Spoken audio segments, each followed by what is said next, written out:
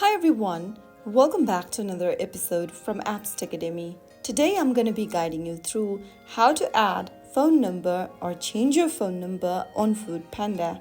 So first of all, launch open the FoodPanda application on your device and ensure that you're logged into your account. Once logged in, from the main homepage, tap on Account button at the bottom right corner. Now, from the account page, tap on View Profile underneath your username at the top left. From your profile section, tap the pencil button right next to mobile number and enter a new mobile number. After typing down your mobile phone number, click on Save and you will then receive a verification code sent to you via SMS. Write down the verification code and this will verify your phone number and that will help you add new phone number on your FoodPanda account.